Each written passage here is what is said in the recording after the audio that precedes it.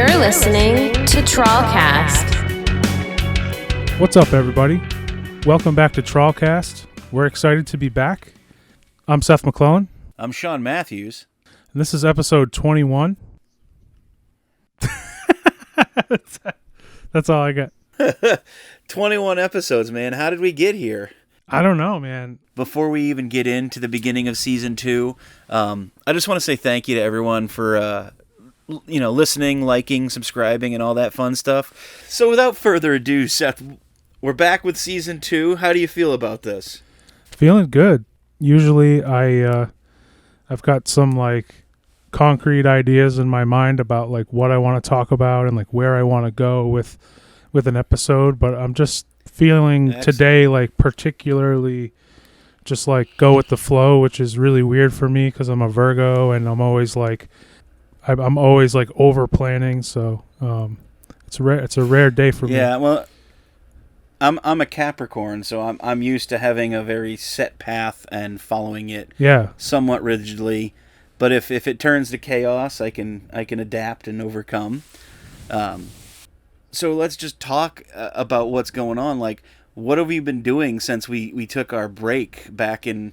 Oh, geez, what was that? 3 months ago? It was 2 months ago, back before right around Halloween, because we did our Halloween episode. Oh, that's right. Yes. And then we were all right, we're gonna take a break for a while. Well, we've been taking a break from this, but what we've been doing a lot on the music side of Trawl. So definitely. We've been busy every week, diving back into the creative process of recording and making our EP, which has been awesome.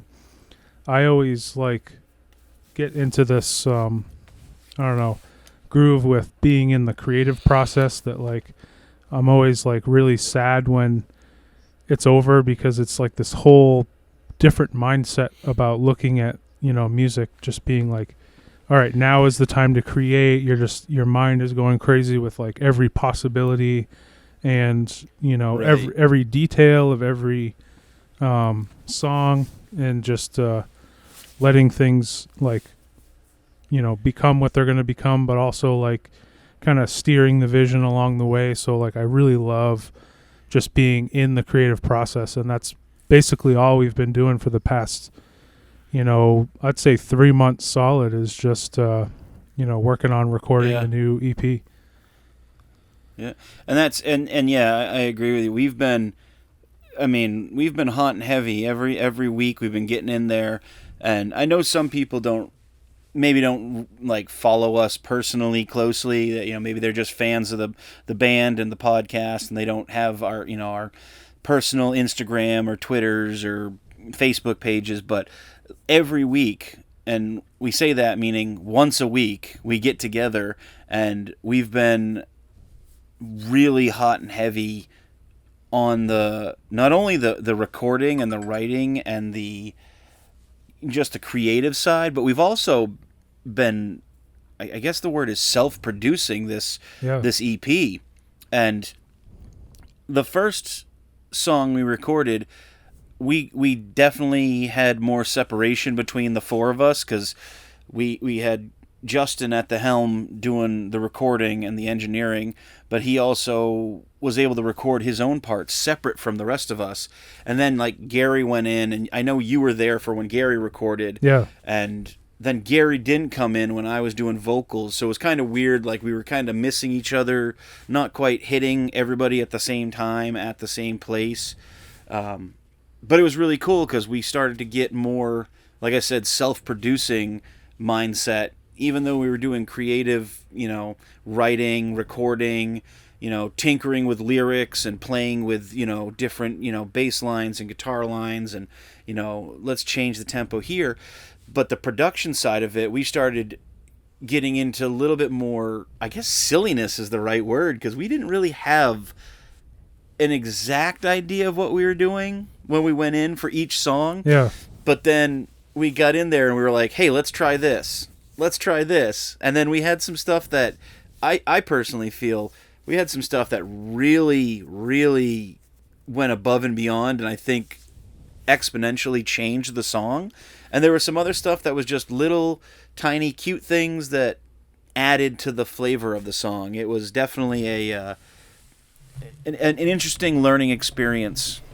Yeah, I thought it was awesome. I've had a blast working on these, and I think we've all kind of found like our individual superpowers with like almost like self-producing our songs and going, okay, I know that Justin's going to be kind of focused in on this aspect. I'm going to be listening for this, and maybe we add an extra percussion element here. Maybe we add an extra vocal harmony that we had never done before, or which has been super cool because like in the recording experiences I've had in the past, it's been a little bit more, you pay for the day, you go in, you've got your plan, you get it done, you're out of there with less margin for error or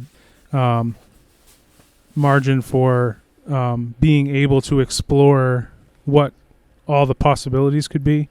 But what's been cool about this process is it's been, if we don't capture it all today, that's cool. We're recording the album at our jam space. We can, take another... We could come back to, another week or so go by, and maybe like, because I know there was a few times that you, personally, you would do a bass line, and you've actually been lucky enough to kind of do some of the stuff at your own house, and you'd send it in, and like, I know one track, you pretty much, nailed it at home, and then you sent another track in, and it wasn't what you wanted it to sound like, and you re-recorded it, and that's fine. Like, it actually both sound amazing, and they both sound like you did it in a big, crazy production, type studio. Yeah, I was psyched for that because, I've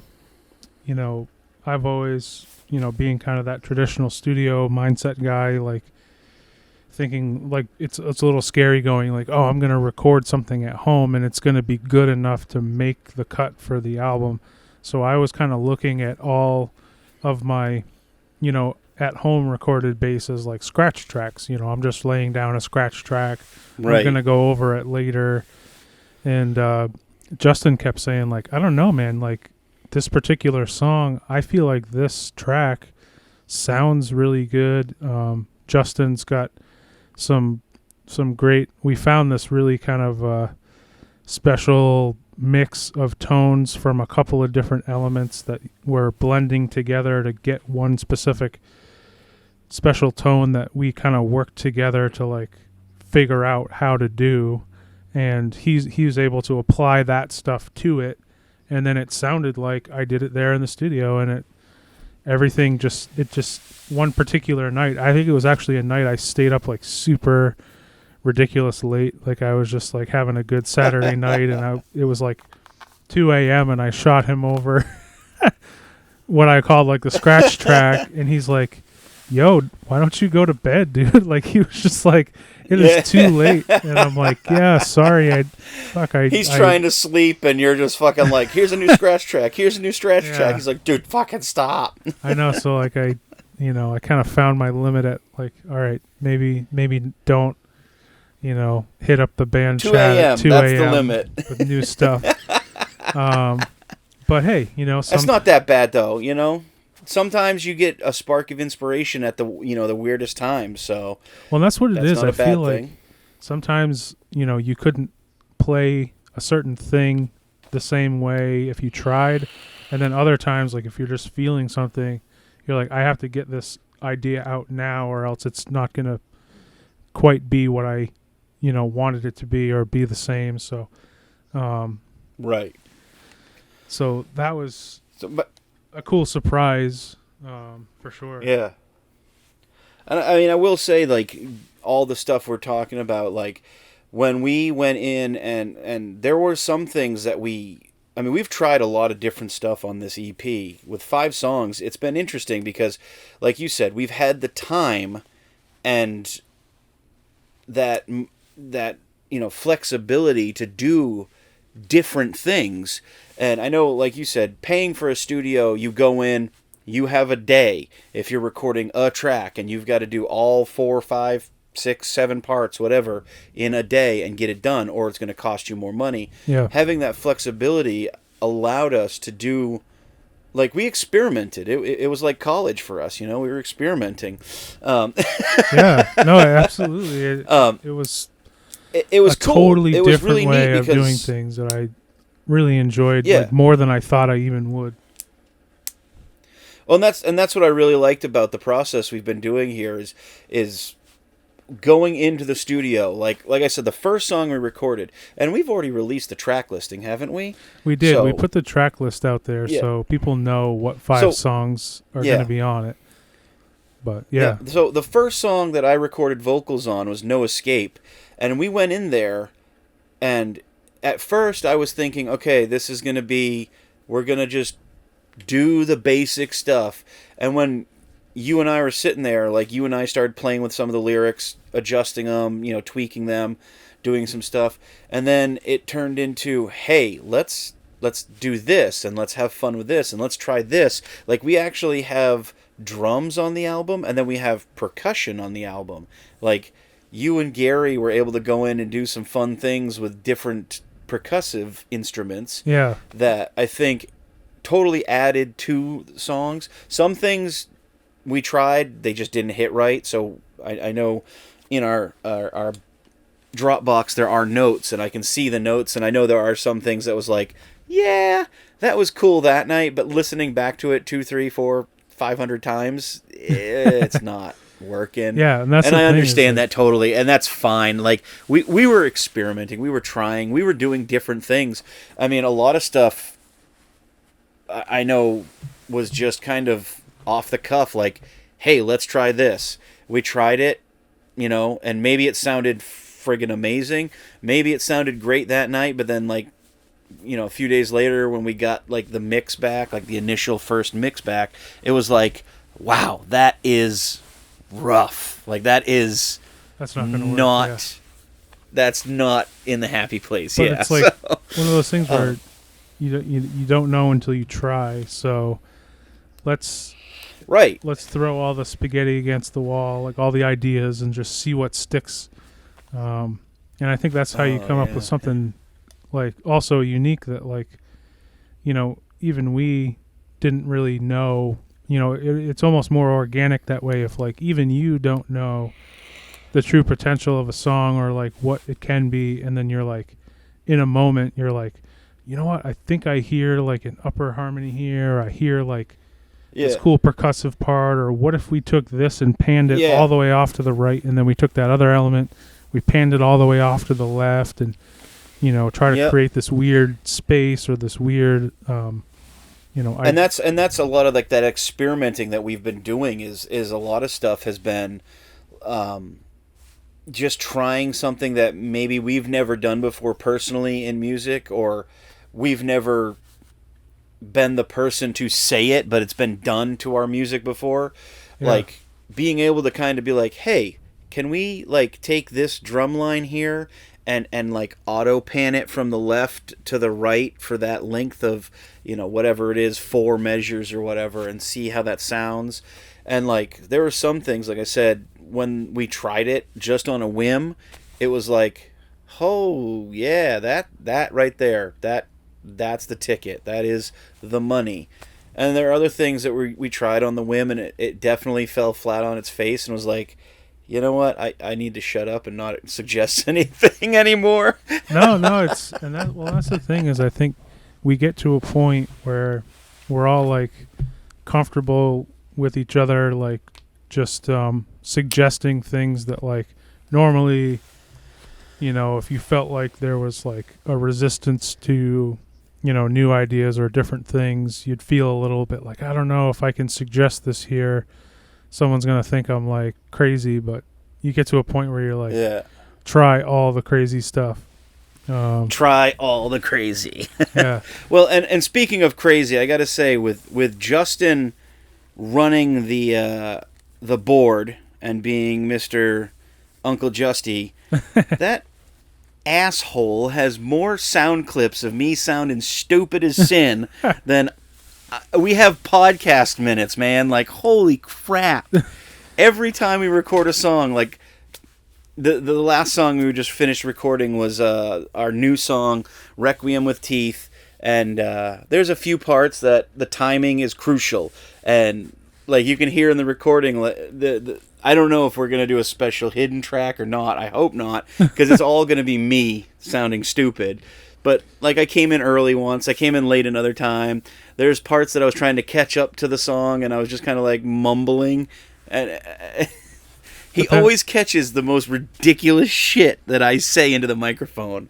Well, we determined that that's like his favorite part about all of recording is like, yeah, he wants to catch that stuff, and then he puts it at the end of the track, and he'll like snicker to himself about it, and then later on when we're not paying attention, he'll like put it on and be like, "Ha, gotcha, bitch!" Like, yeah, it's like his favorite But part. again, the problem is it's not you, it's not Gary, it's definitely not him. It's just my ass, because being a vocalist, you have to be on a microphone, and like instrumentally, there's not really anything that can be goofy that you can really get on somebody. Like you can hear him flub a note or something, but like vocalists, we get stuck out in the rain with no jacket and no umbrella. Yeah, I was saying that to him. I'm glad he doesn't save my crappy bass takes, because but your crappy bass takes still sound great. They don't sound like my dumbass. I mean, we probably and that's the thing. I'm sure he has a file somewhere saved of all the stuff that we've done for the Trawl EP, and I'm sure if you ask him nicely, he could probably send you a new ringtone or something of me being stupid. And yeah, there I know about like, yeah. We'll make more money selling your ringtones of your mess ups than probably the album itself. The album will make like $50. The ringtone sales would be like $500,000 of just me being like, shit. Oh shit. And that's okay. I'm okay with it. It's just funny because we have fun, and that's, I think, my main point of going off on this tangent is we had a lot of fun. Yeah. Hey, this is Kevin from Drivetrain, and you are in the deep end of the pool with TrawlCast. Gonna pull my bottle up, put it down. Gonna fill my liquor cup until I drown. I'm gonna tip my bottle up to the sky. Gonna drink my liquor up until I die. We were extraordinarily lucky to get to basically record an album at our jam space, because we have Uncle Justy, who's really a detail-oriented guy who's got all the right gear and all the right aptitude to help us make an EP on our own within the band, which is like something that's super rare and something that I've not ever really had access to as a musician. I've always had to really save and scrimp and try super hard to go and record any songs. So I'm excited at like the possibilities that doing this has like allowed us, and I think it's going to come across in the music, because absolutely, definitely, the extra time and the extra creativity and just like fun. I hope the fun of this project like exudes through the speakers, and you hear the fun that we had, because like the whole time we're just like busting each other's chops and just like having a blast, and maybe having a couple of beers, and just couple of spritzes. Couple of spritzes. Yeah, we. And we have infinitely more inside jokes than we did before. I think just like it went up exponentially after like the third recording session that we were all there. Like we had so much stuff, and we still have stuff that our band chat turns into just utter chaos sometimes when we're talking to each other, because something will be said and then it just is like boom, boom, boom, boom, boom. And I know I've been caught laughing at inappropriate times reading the band chat. So. Yeah, man. It is a blast, and yeah, I'm excited for people to hear, what we've been working on. I think a lot of people will hear the fun. I know that there's at least 2 songs that I feel are somewhat of a serious nature, but you can still hear we had some fun with it, and we enjoyed ourselves. I know for a fact there's going to be one song that people are going to be... I think people are going to be playing it a lot because it is an extremely fun song. It's very lively. Well, there's some quotes around lively. We're talking about Ghost Pepper Cantina. I mean, I'm not even going to play. Everyone knows what tracks we've recorded. Ghost Pepper Cantina, we've had more fun with that song than I can remember doing anything musically, recording it at least. I feel like that one, is its own little adventure. It's like a side quest. Absolutely. In music, like, if you're playing like a video game and then you get offered like a side quest to go do something else, that's kind of like Ghost Pepper Cantina, because like it's a totally different. It's its own animal, man. Its own animal. It's its own animal. I really thought it was a blast to make, and I can't wait for people to hear that one, because it's been one of those that's become like a live favorite that, like, at first I was like, I don't know if anyone's gonna get this song or like it, and then people started coming up to us at shows being like, hey, what was that weird song you played that had kind of a salsa type beat? Something about a bar, right? Something about a bar, right? And we're like, oh yeah, Ghost Pepper Cantina, and they're like, that song, you need to play that song every show, and so it just became this thing. And, a previous guest of the TrawlCast, Chris Brown, he has told me numerous times, he's seen our band play quite a bit, and he keeps telling me that is his favorite song. Like, all of our songs are great, but that one is literally like the piece de resistance for him. Like, he cannot get enough of that song. He enjoys it very thoroughly. And a lot of times, like, in my mind, when we play that song live, like, we have a few songs in the beginning that are, depending on how you read them, they can be serious or they can be, kind of sensual. Yeah. But you throw that in the middle and people are like, what the hell is this? Like, what is going on?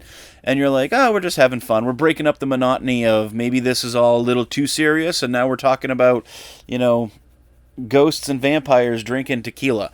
It's just there to break up that monotony, and that, we're a serious band, but at the same time we're a quote unquote serious band. Like, there's a difference there. Like, we enjoy making music, but we also enjoy writing stuff that maybe isn't like gonna be the next anthem for a revolution or something. It's gonna be like, you're in a bar, you hear it come on, and you're like, yeah, I can get behind this. 2 shots of, freaking Fireball. Let's do that, and it's a song to have a good time with. And I think that song in particular, I think you can hear a lot of the fun we had on that song. Especially you, after hours, you've added some layers to it that I think are going to exponentially change the song. I think it's going to be a ballad for Halloween. Yeah, man, I'm really excited to see what the reaction is to that one, and just I feel like that one could, attract a different type of listener who would be like, oh, and I think a lot of the things that you and I listen to that, like, we grew up on, like, Mr. Bungle, or like right. Some of Oingo Boingo, who some of the less mainstream kind of goofy music. Like, I feel like a lot of people like, but it's definitely not the the mainstream, or like it might open people up to listening to other stuff like it, or we might have the song recognized because people are looking for other stuff like that kind of stuff that we grew up with. So right. Well, that's also something I feel like, maybe that's one of those songs that's kind of like an earworm that people are going to be sitting there like dancing or humming it, and then all of a sudden they're like, what the hell was the name of that band? Like, it's one of those ones that I think is super catchy, and it's definitely, I think if you're listening, Spotify, I know you are. You're creeping in the background. You can add us to a Halloween playlist. We'd love it. Oh man, yeah, I'm excited for the potential of that one. Just like you said, Halloween playlists and like, yeah, definitely, man. Would be pretty cool. So going from that one, when we had so much fun, like it was almost too much fun. Like we were killing it, and we were having a blast doing it. So. But then, like, the latest song we recorded, Requiem with Teeth, I feel like lyrically it's definitely one of the more serious songs that I've personally written, that it has a meaning and it has a force behind it. And I know musically it was the first song we wrote with Justin. Yeah. And we all agreed it had to be on the EP just because it's new. Actually, we have a couple songs that we've never played live because we wrote them and then finished them kind of like when the pandemic hit, and then we've never played them live. But Requiem is one of them, and I agree. Yep. I think, that one means a lot because it's the first one that the four of us have written together.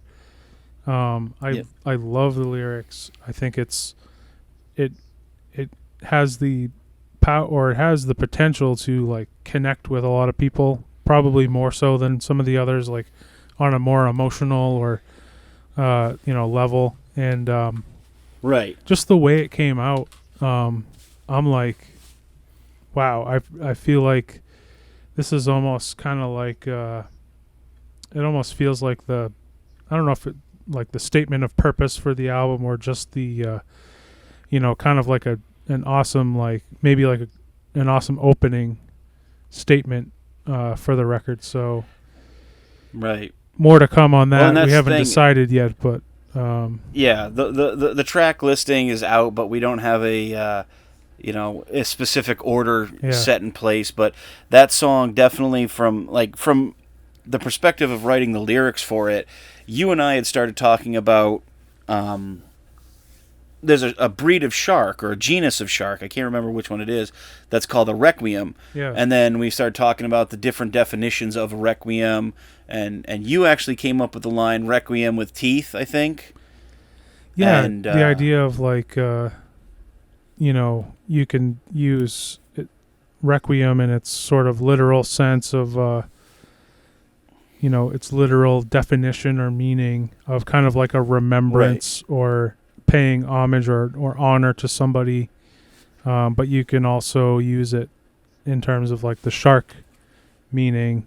There's like a lot of a few entendres you could use with it. So yeah, like writing the lyrics, I remember this one picture, and it's usually your Facebook profile picture. It's you with your bass, and you got your hand in the air with your fist clasped, kind of a la Rage Against the Machine kind of style. Oh yeah. And that picture just caught me with there was a purpose to it, and there was also like a strong sense of like I want things to be right, but I don't know how to make them right, but I'm gonna make them right somehow, some way. And I think that was extremely crucial in writing the lyrics and writing the music for it. That's cool, man. I didn't. The lyrics kind of know where. Wow, that's neat. I learned something. Yeah, well, it's the lyrics. I mean, so a lot of the lyrics, from my perspective, is basically based on this past year or two, and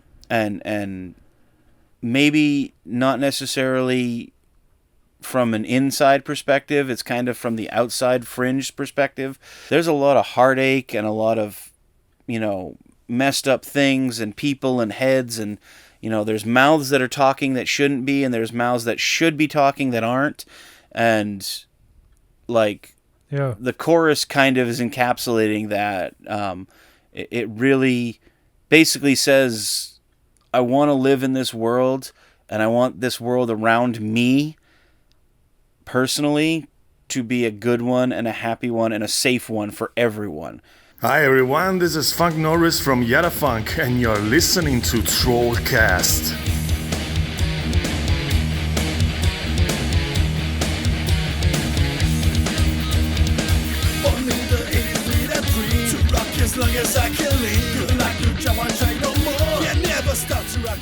I'm so excited about that song.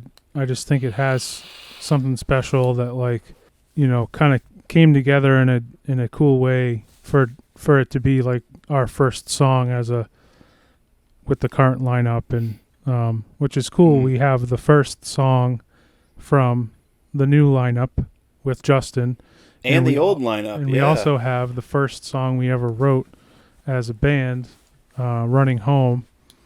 When we first got together, literally first practice, we were working on Running Home. So in a way, you know, you kind of get these almost like bookends of, you know, the first song that, you know, we came up with both groups in a way where I think that's kind of special. You know, it's kind of special to like be able to it's say, absolutely special.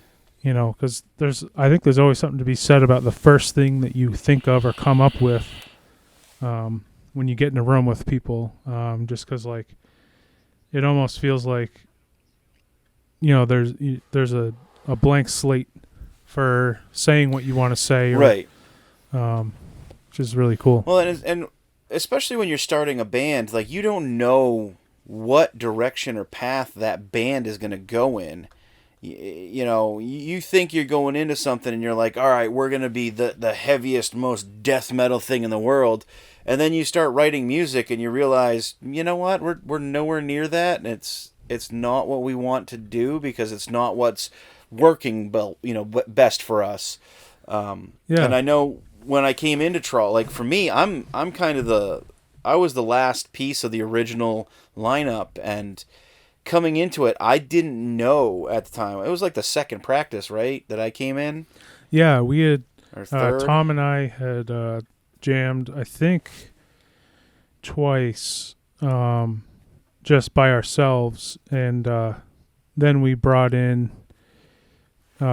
Gary for like one practice. I think we jammed once by ourselves, then we brought Gary in That's for right. one, and then you were kind of like the third session, but you Right, know, but even still, like, that initial thing, I wasn't entirely sure, because I'll be honest, from what I knew you from Loki, and I've known you for years, but Gary was kind of the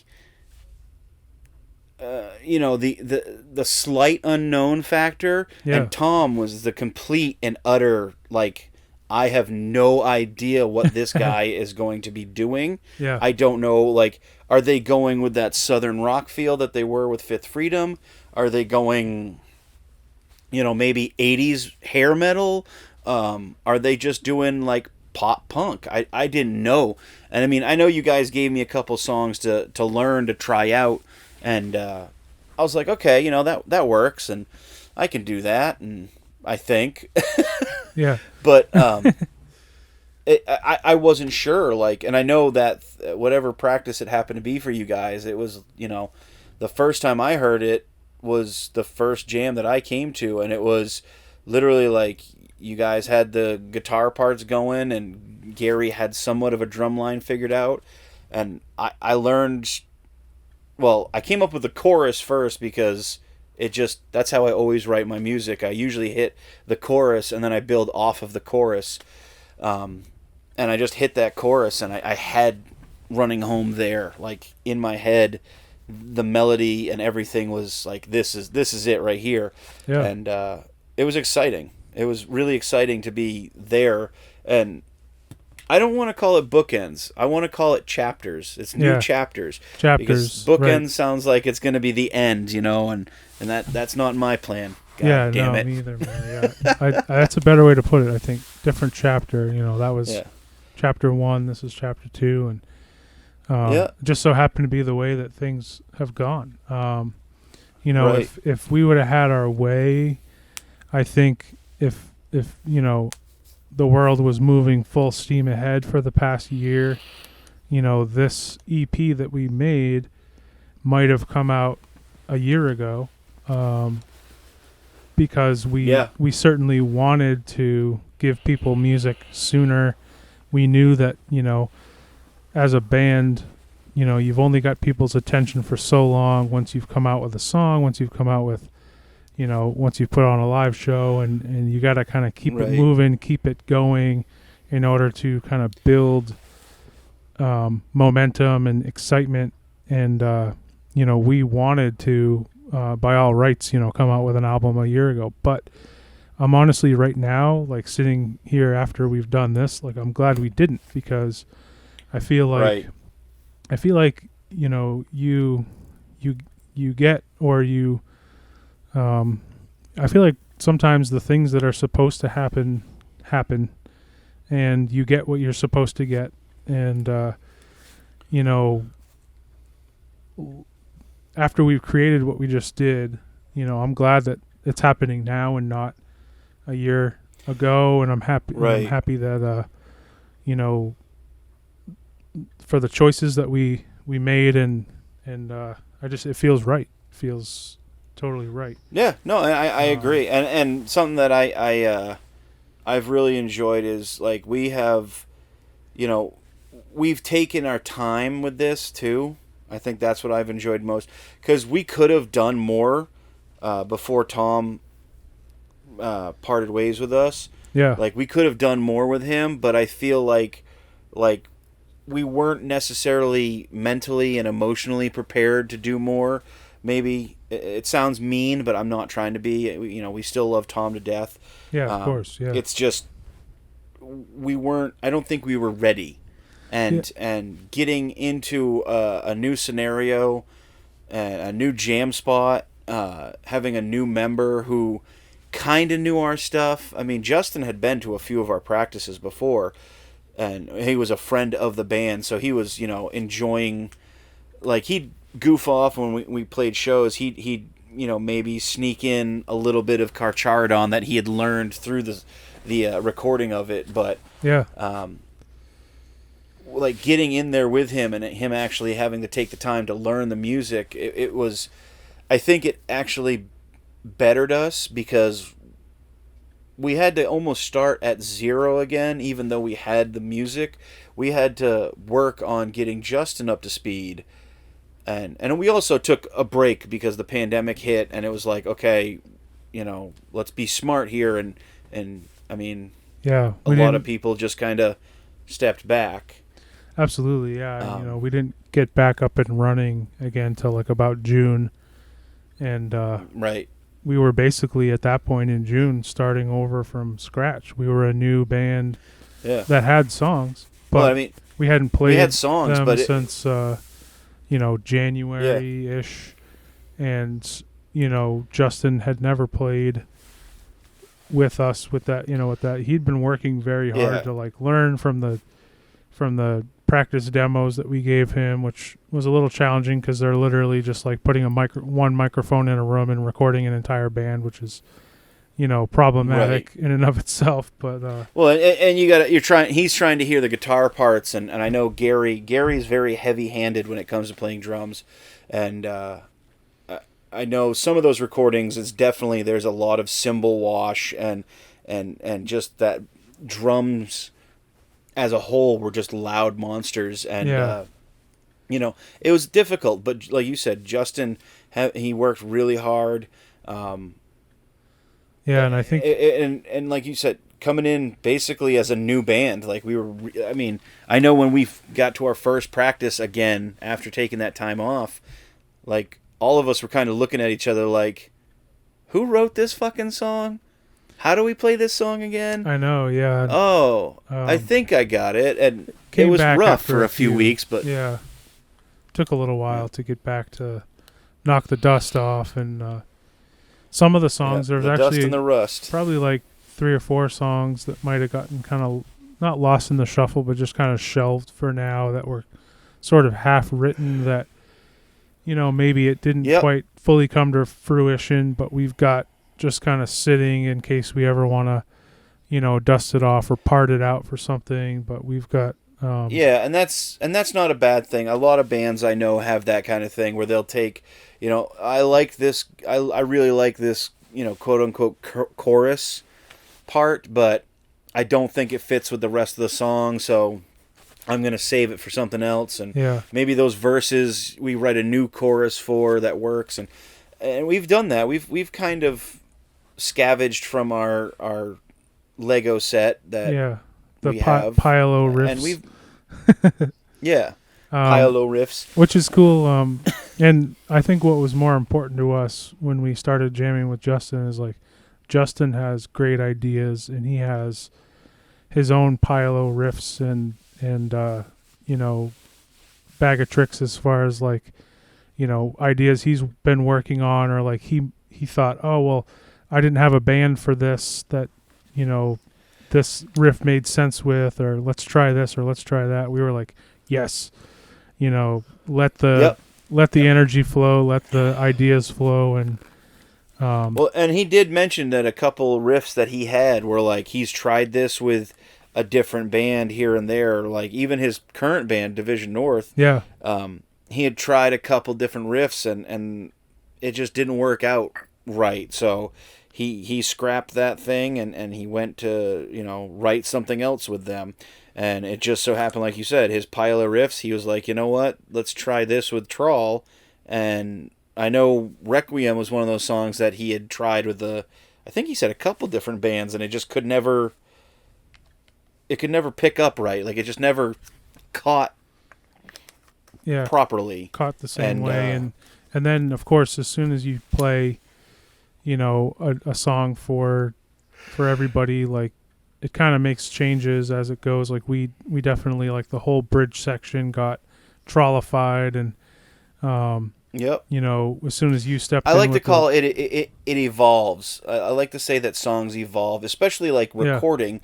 When you go in, this is how it's going. This is the structure of it. This is how we're going to play it. But when you record it, you're listening back, and you're like, you know what?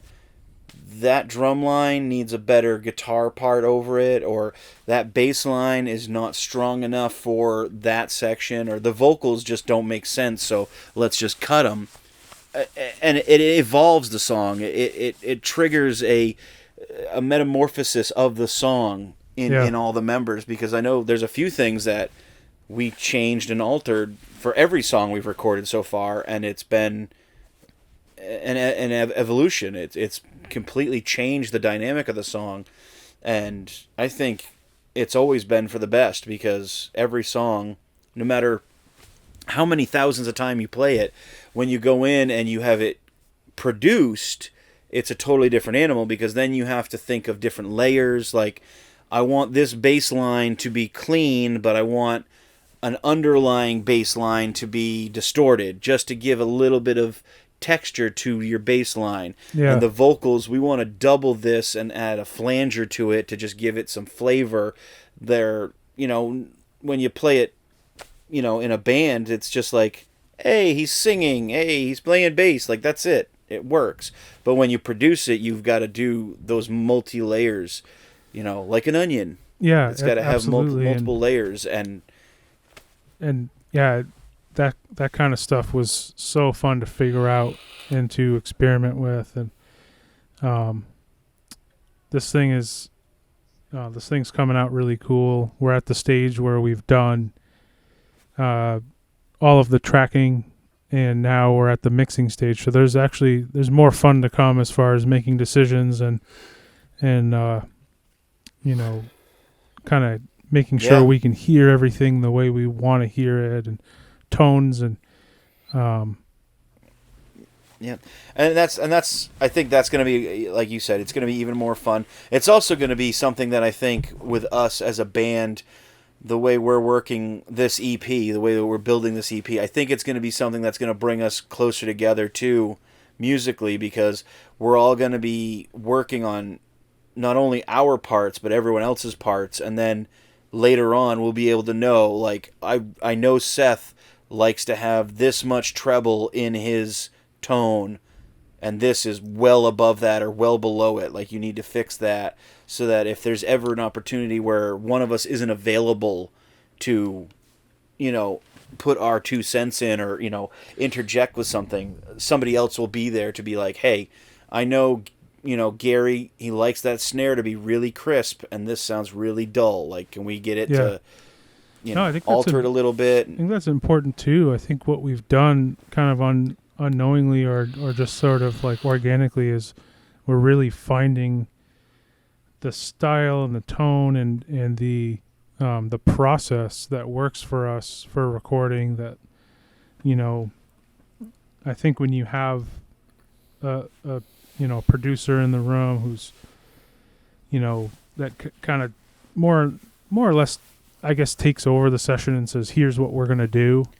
You don't really get the I guess the self-reflection or the reflection in the band of learning some of that stuff, and we're really like, this has been kind of a proving ground for learning all of that stuff and how we all work together and what, like you said, what tones we're going to want to hear, and how Justin works best, and how he prefers to do things and how I prefer to do things, and I'm bouncing ideas for different lyrics or this or that. Well, that's one thing I want people to recognize for sure is you, Seth, kind of took on that executive producer role where you said, you would come to me and be like, okay, here's your lyrics. I've made some notes. What do you think?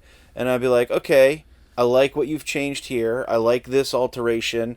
I'm not a big fan of this. And you weren't pissed about it. You were like, oh, okay. Like, you understood, like, you rationalized it and reasoned it out to be like, oh, that does make sense now. Yeah, now that I'm seeing it from where you actually, your perspective, it makes more sense that stays, but these other parts can change because this doesn't make sense.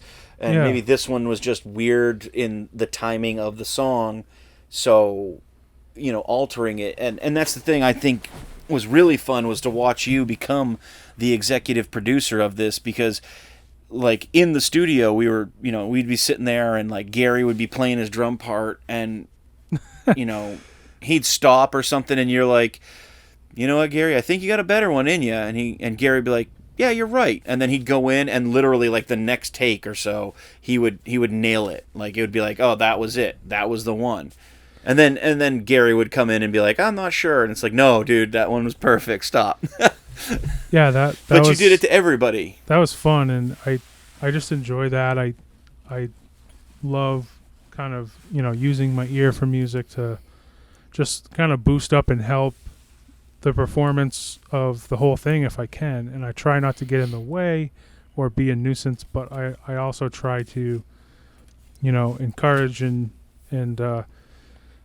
push people to, give their best. And if you can hear it, if it's like, if someone plays it, even if it's right, but it's not super confident, you can hear, oh, okay, I like that, but if you did it again, I think you'd deliver on it a little stronger.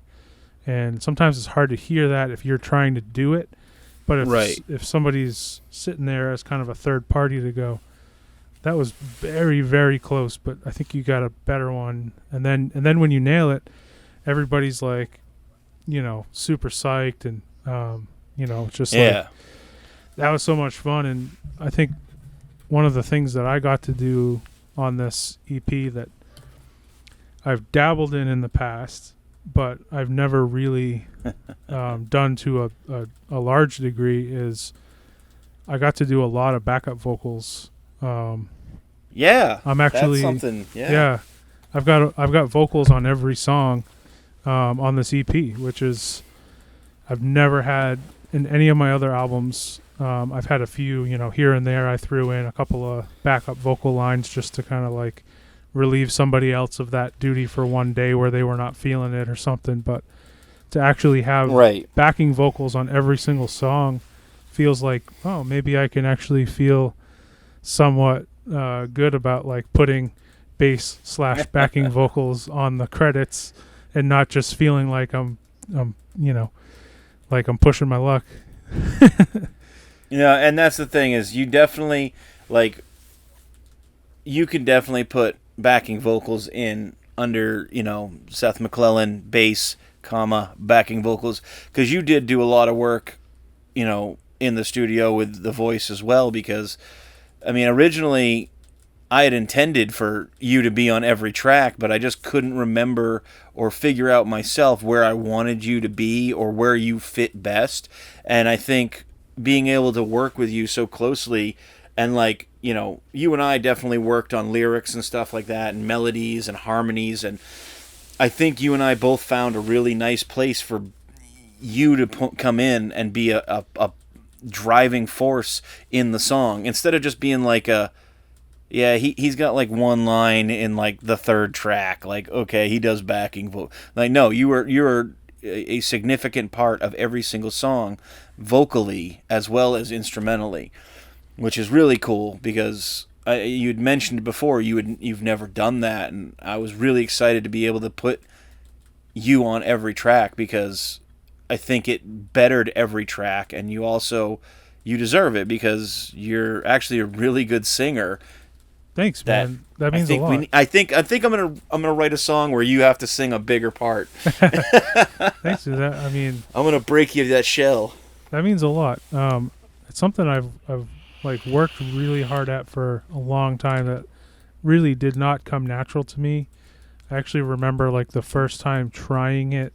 It was when JT left Loki, and Loki became a 3-piece band, and Boyer stepped up to being the lead vocalist and the guitar player, so he was basically pulling double duty anyway. And we had this idea that like Loki was going to be like Rush, where everybody sings, everybody plays an instrument, and so Boyer started feeding me lines. It's like, all right, try this, and I was admittedly like very weak at it, very timid. I didn't want anyone to actually hear me. I thought I was like, it took a while to build that muscle and to be able to play the bass part and not mess that up while you're trying to sing. Has always been important to me, because I'm like, my bass is always, to me, my primary instrument, and if I can throw vocals in, it's great. paramount. But it's always been like, no, I don't want to mess up or play a lesser part on bass to try to sing. But I did it a little bit in Fifth Freedom, and I think I got a little stronger at it.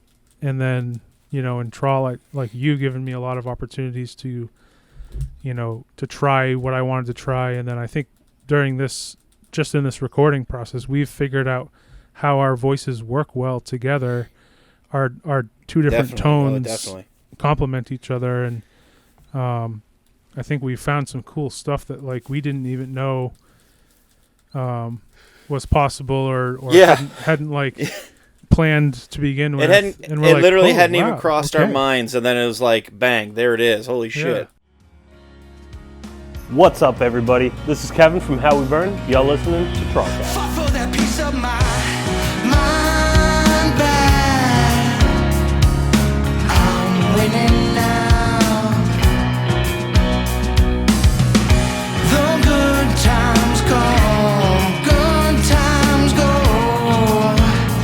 That's why we're living now. So we're thinking we might talk about like,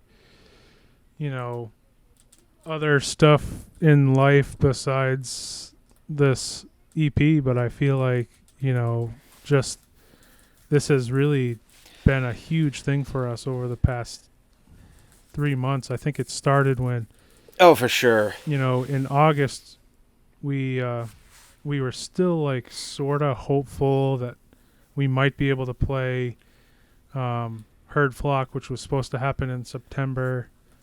I think, right? September, I think. Yep, it was like mid-September. Once that got kiboshed, and we knew for sure, okay, the one show that we were gonna be able to play this year is, not gonna happen. My brain did a 180, and I was, instead of thinking about Trawl preparing for the next chapter in terms of, being able to play a live show again with the new lineup and getting, really strong as a live band, I was like, you know what? I think now's the time to dive into the creative process and Right. record this EP. And I remember just like throwing it out there in the you're band chat. 100% I'm like, right. what do you guys think about trying to record an EP? And, you know, we had really only been jamming with Justin for about 2 or 3 months. And everyone was like, yeah, I think we can do that. And, you know. Yeah, we all felt really comfortable. And I mean, again, like you said, it was like we had focused ourselves a little bit more towards the live show preparation, and then getting that opportunity to kind of, okay, it's not happening. We refocused ourselves. Like, we did jam a few more times, and then it was literally like let's just do an EP. Like, we can bang out 5 songs. We debated which songs we wanted to play or record, and I'll be honest, I think we taking the time that we took and the preparations that we made, I think it came out to be better in the end. And this episode was supposed to kind of be about what have we been doing? How have we been doing? Like, did you get your Christmas tree up? Did you take it down? Did you know? And it turned into more of talk about the EP, because that has been actually what we've been doing. That's been really heavy on our heads, because we've been really focused, almost laser focused on this EP. And it's exciting because I'll say personally for me, I'm super excited because both of my bands have been working very diligently to record music to put out hopefully in the new year, like early new year. Early in the new year, yeah. That's the plan. But, I mean, I have, personally, like I said, personally for me, I have the 5 songs from the Trawl EP. I also have 11 songs from Devil's Night Out. So I have 16 songs that I get to hear and work on and play with. And I'm super excited for everyone to see what, honestly, local bands, regional bands have been doing since we haven't been able to play shows, because I know there have been some bands that just straight up flat out, they shut down. They're on hiatus. They're not doing anything. And there are some bands like Trawl and Devil's Night Out who's been working kind of behind the scenes, you know, being safe, but at the same time working towards something new, so that maybe, you know, let's say crazy, knock on wood, hope to, you know, all hopes that, you know, March of next year we can start playing shows again. Well, hey, guess what?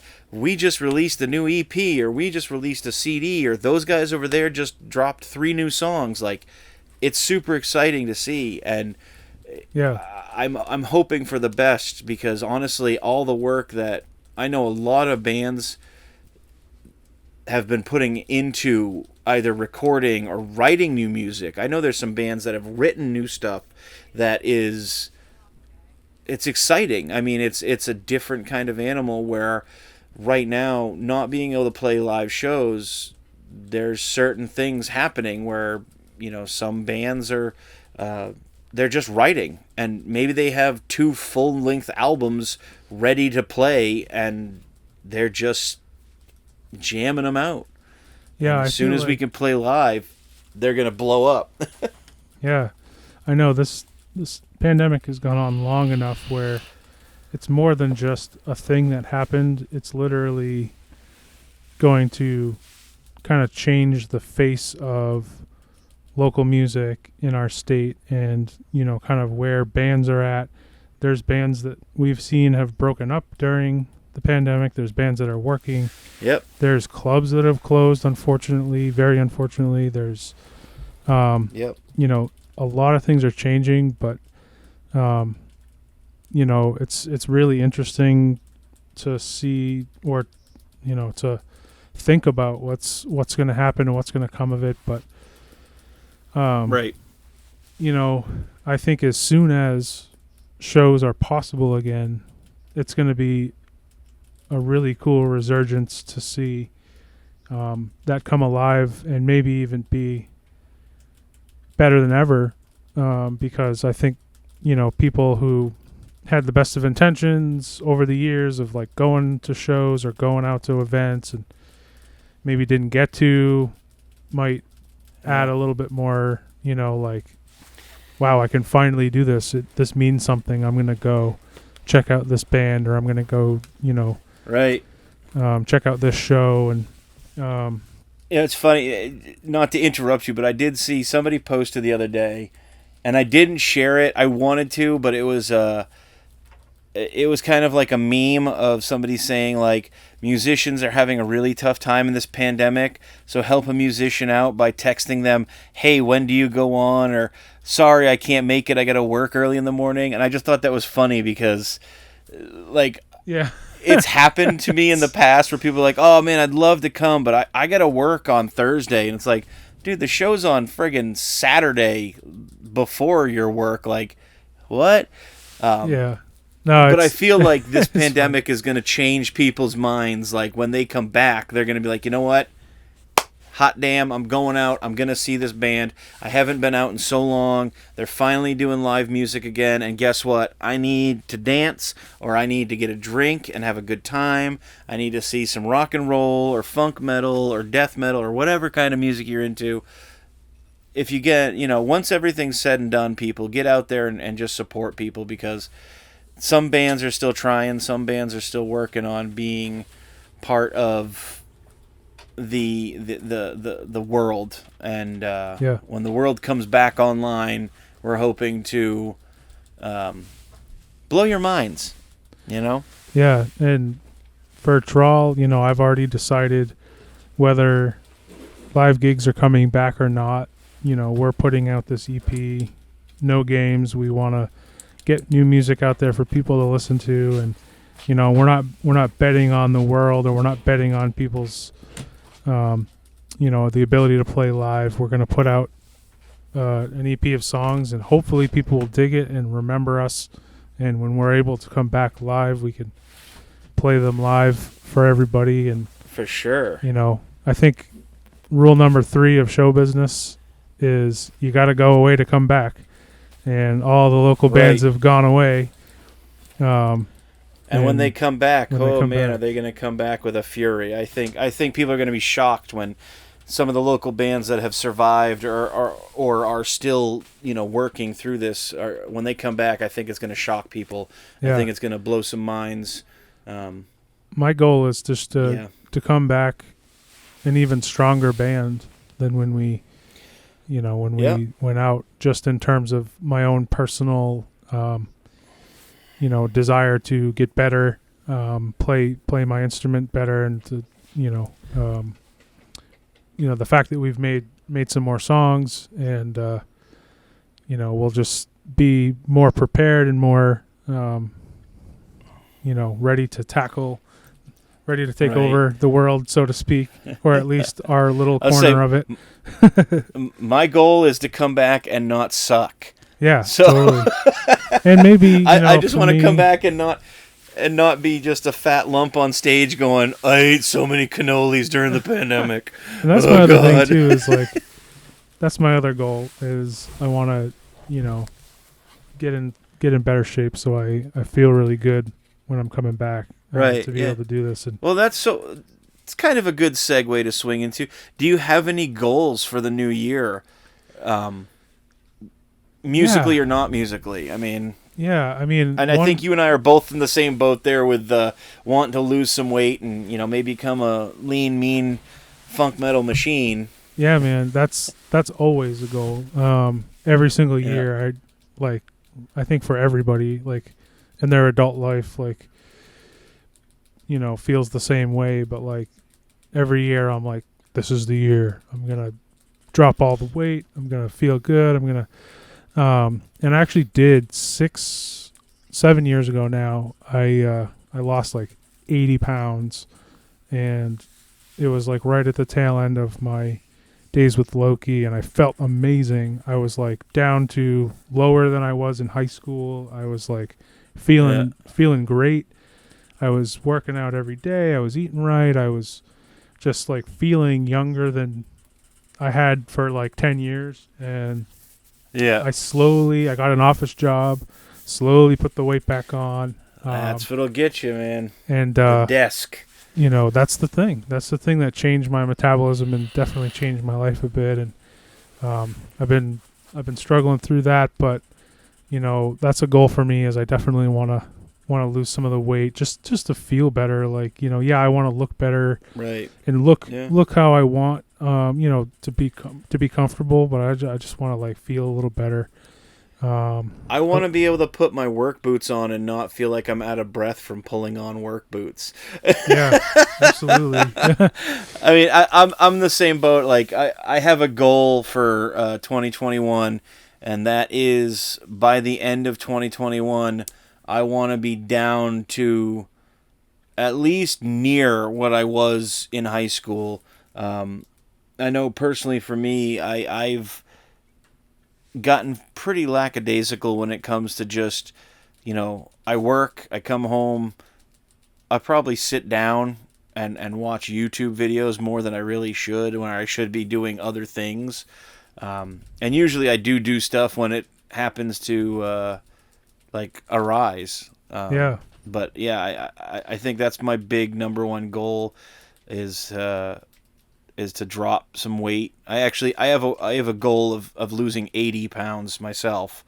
Dude, so, that would be amazing. That would be really great. I think you can do it.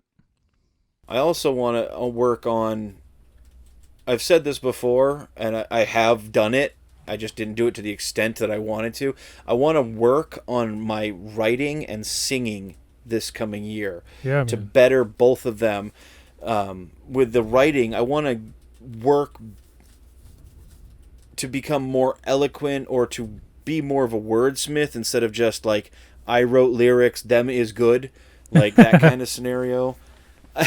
Yeah. I want to really push to if I'm going to say something, like I want to be able to say it, but make people think like, is he saying this or does he mean this or is it even this? Like I want to try to build up my basically my wordsmithing. Yeah. And I know that's something that's basically just reading more books and writing more. I can't remember where I read it, but I think I read something like Corey Taylor. He loves reading books, and I maybe I'm wrong, but I remember like just basically reading a lot of books and not necessarily stuff that you as maybe you're not really into that subject so much, but trying to get through it, and just working on reading, more classical stuff and maybe stuff that's a little bit strange and just that's literally a great, reading more. Great thought. Going through some of the classics and some of the things that like are celebrated for, having like an elevated story or language that like you might not have ever heard of or didn't want, but you're like, oh wow, I can get into this, and I'm all about stuff like that. Well, like pushing myself to. And it's funny. It's funny thing because I can speak very eloquently if I actually focus, and the problem I have is I have such a redneck backwoods brain sometimes that I just fucking lose it. So I start saying shit and fuck and goddamn and like then in different settings I can be very prim and proper, but I want to work on I want to work on trying to get that into my lyrics more, because I feel like if I do it properly and I could do it in my lyrics, I can make a bigger statement with what little bit of lyrics I have, for the 3 minutes that I'm singing or whatever. And maybe tell a different story in a way that maybe hits people more broadly, instead of like, okay, he's singing about, he's singing about tacos again. Like, come on, seriously. I know like, exactly this is the fourth song. Sing in a way and with subject matter that's more open to interpretation. And I think you kind of touched on it and kind of got to that place with like Requiem, which is the newest song we wrote. So I feel like our stuff's headed in that direction where it's a little bit more that way where you're kind of, there's some subtext to it where, is he really talking about that, or what does this mean to me? People can take is their own. Is he really meaning singing about tacos, or is he not? That's the question. I want people to ask that. What are you talking about? Are you talking about tacos, or because that I'm hungry all of a sudden after that song? Yeah. Yeah. No, I think similarly for me, like just pushing ahead my skills, and I always have like a million little goals going. Like I want to get better at, I'm teaching myself how to record. I actually just started, mixing beats. I didn't tell you this yet, but I'm working on like, after I did, a bit more of a, I don't know, I don't want to give it away, but, some of the production elements I added to Ghost Pepper, I started getting curious about like, if I can do this in a DAW at home, like what else could I do? And then I started looking around for like, different samples and different elements that I could utilize. And then I started putting together like some, like part of an actual song that I built from scratch, just using found elements. And I was like, right. I think I'm on to something different. Nice. And, so exploring different stuff there. Also always, just trying to get a little bit better at bass. Always, just pushing myself to go, listen to different stuff or different types of music and get into like something that I didn't think I might be into. Always just kind of pushing myself there. So yeah. I'm digging it, man. I think those are some great goals. And honestly, I don't know how you could get better at bass, man. You're fucking unbelievable. So, dude, thanks, man. Well, I feel like that's, I appreciate. Thank you. I appreciate that, and I think, for me, like, I never want to stop learning, and I feel like when you stop being as good as you can be, it's because you tell yourself that you've learned everything that there is to learn. And I look at people like someone like Flea, who 35 years into his bass playing career decided to like go back to college to learn music theory because he just never learned it being in like punk bands and rock bands growing up. And like if somebody like that can learn more and be better, like that's what's cool about music is like you can, no matter where you're at, you're just on a path somewhere on the timeline, and like you're never going to be at the end of it. You're just on a you're on a wavelength. So well, that's what's exciting. I think that's something that I think that's something that's beautiful about music is no matter how good of a musician you are, you're never actually a master. You're always a student of music because you can find something that you never thought of or never did, and you have to learn because it's maybe it's something different that you've done it this way, but if you do it this way, it's a little bit easier, or it sets you up for a different transition. I know I constantly watch different videos about people who sing and scream, and like I watch videos and try to better understand myself and them, and I'm always trying to learn more from music. Hi, this is Raph from Pink Octopus, Sydney, Australia. You are listening to TrawlCast.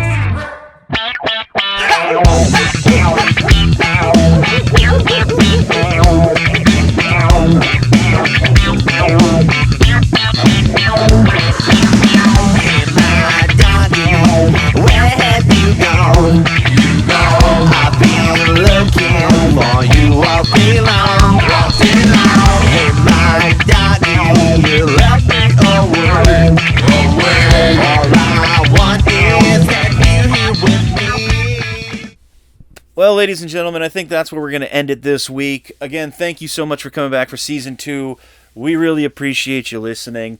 If you are interested in listening to more TrawlCast, you can find us on Anchor, Apple Podcasts, Spotify, and a bunch of other podcatchers. So all you got to do is search for TrawlCast in the little search bar wherever you listen. Hit the subscribe button, hit the follow button. You will get new episodes as soon as we upload them. So, give us a chance, give us a look up, and hit that subscribe button. New episodes, I think we're going to do a bi-weekly thing again for Season 2. It seemed to work out very well for us, and it gave people time to listen to the episodes and enjoy them, instead of like, oh shit, they're coming out Friday again and I got to listen to another episode. It gives people a chance to listen to the episodes. So, that being said, we are also on YouTube. We put all the podcasts up there as well. So if you can't listen on your phone or you don't know where to listen, you can also go to youtube.com/TrawlPortlandME. That's our our YouTube page. It's got anything that we post podcast-wise. Any music usually gets put up there as well. So you can find us on the YouTubes. If you're able to, rate and review us 5 stars. Give us some love. Help us get onto those charts for Apple Podcasts. I know Spotify doesn't have a rating system, but they do take other Spotify or podcast things into account. So if you rate us 5 stars and tell people that we're really awesome, we'd appreciate the hell out of it. If you want to send us a crazy voice message or something fun like that, best way to do it is go to anchor.fm/TrawlCast. There's a little button there. All you got to do is click it. You can record a voicemail. You can record a question for us. You can tell us we suck. You can tell us we're awesome. You can tell us that Seth's voice is what puts you to sleep at night. We'll take it, ladies and gentlemen. If you got a question or a comment, or you just want to say hi to us, all you got to do is cast a line to us at trawlband@gmail.com. That is TRAWLBAND@gmail.com. Just cast a line to us, ladies and gentlemen. We'd love to hear from you. For more information about Trawl and all things Trawl related, all you got to do is head your browser. Don't use Internet Explorer. It always freezes. Use Chrome or Firefox or whatever. All you got to do is go to www.trawlband.com. That literally has everything. It has links to all of our social medias. It has link to our YouTube page. I'm pretty sure it has a link to our merch site, which is pretty exciting. I think we have sweatshirts and stuff on there. We do. I know there's a coffee mug that I keep meaning to get, and I always forget to do it. So, trawlband.com, TRAWLBAND.com. That's everything Trawl and Trawl related. So thank you so much for coming back for Season 2. We greatly appreciate it. We got a bunch of stuff planned. We're super excited about Season 2. We're super excited about the EP that we'll probably be sharing a little bit more information about maybe next episode or the episode after that. So you're going to have to tune in to find out more, ladies and gentlemen. But until next time, my name is Sean Matthews. I'm Seth McClellan. This has been TrawlCast. We will see you next week or two for the next episode. Something like that. We'll see you soon for an episode of TrawlCast. Take care. Take care, guys.